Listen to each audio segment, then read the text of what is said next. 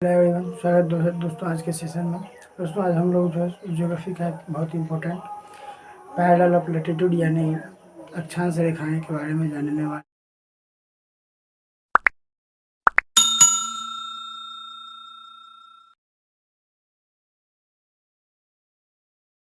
हैं, जो कि अर्थ पर एक लगा हुआ लाइन है, जो कि इमेजिनरी लाइन है, माना गया लाइन है। तो उसके बारे में हम लोग जानकारी प्राप्त करने वाले हैं। जैसे कि दिया गया पैरेलल्स ऑफ लैटिट्यूड यानी अक्षांश रेखाएं।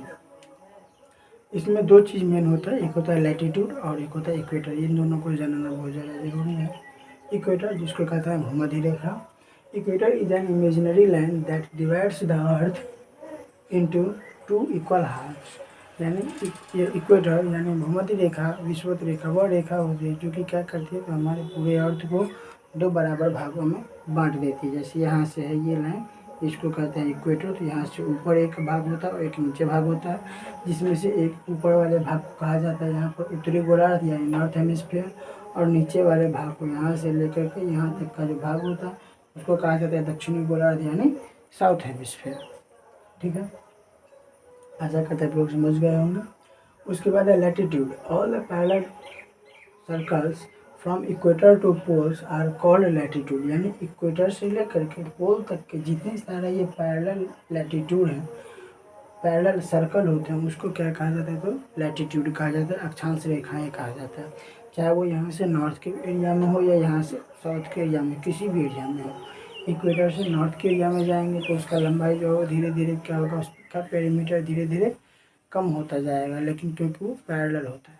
ठीक है, अब जैसा कि हम लोग आगे देखेंगे, यहाँ पर एक अर्थ का फिगर बना हुआ है। इस अर्थ के फिगर में हम लोग देखते हैं यहाँ पर कुछ कुछ नंबर लिखा हुआ है और साथ में इधर कुछ नाम लिखा हुआ है।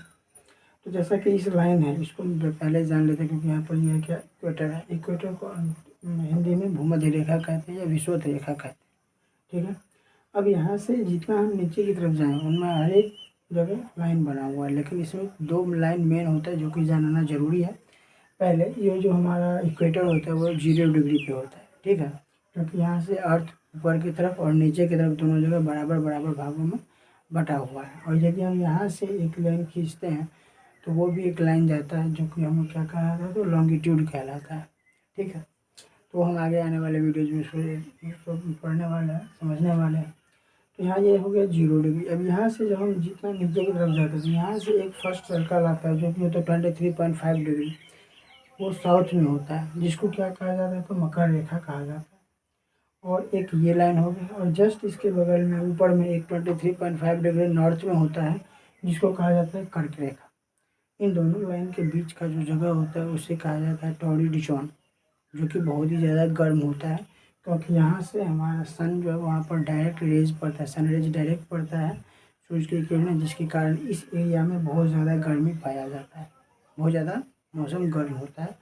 ठीक है, अब यहाँ से हम जस्ट अगले की बात करें तो उसके बाद आता है एक 66.5 डिग्री साउथ, जो कि अंटार्कटिक सर्कल या अंटार्कटिक रेखा कहलाती है, जो हमारे पोलिंग एरिया यानी पोलिंग जोन जो कहलाता है, जो कि हमेशा बर्फ़ से ढका होता है, उसको ये डिवाइड करता है।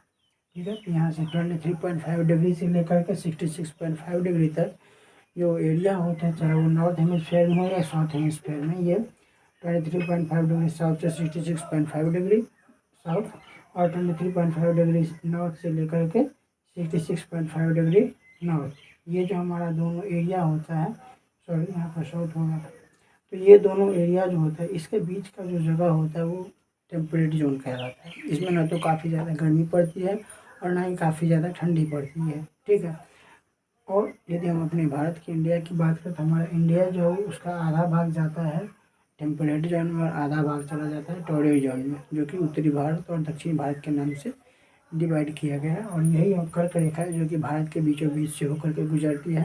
भारत को दो भागों में, नॉर्थ इंडिया और साउथ इंडिया के रूप में ये डिवाइड भी करती है। यहाँ पर ये अवेलेबल है, जिसके कारण नॉर्थ इंडिया में काफ़ी ज़्यादा गर्मी नहीं पड़ती है, जबकि हम लोग देखें साउथ इंडिया में तो काफ़ी ज़्यादा गर्मी पड़ती है। उसके पीछे का यही रीज़न है, क्योंकि कर्क रेखा जो हमारे इंडिया को दो भागों में बांटती है।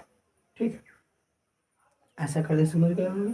उसके बाद नेक्स्ट आता है आर्कटिक सर्कल और अंटार्कटिक सर्कल। ये दोनों जो रेखाएं हैं वो क्या करती है, तो पोलिंग एरियाज़ को डिवाइड करती है, जो कि हमेशा बर्फ़ से ढका होता है।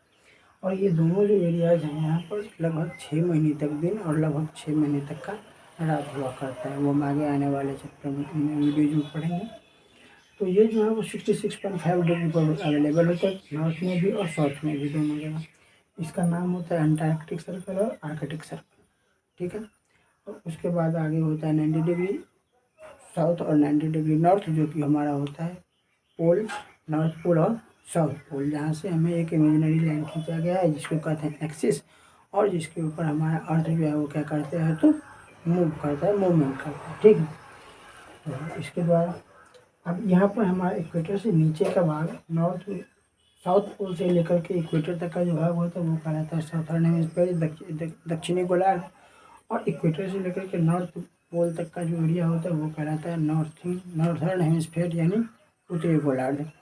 तो आशा करते हैं आप लोग को समझ में आ गया होगा। समझ में आया या नहीं वो कमेंट करके ज़रूर बताइए, दोस्तों के साथ शेयर भी कीजिए, ताकि वो लोग भी यदि इस तरह के क्वेश्चन में फंसे हुए होंगे तो उन्हें ये समझ में आ जाएगा।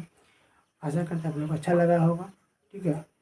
तो मिलते हैं नए वीडियो में, तब तक के लिए Jai Hind, Jai Bharat, love you, take care, bye, good bye, नमस्ते।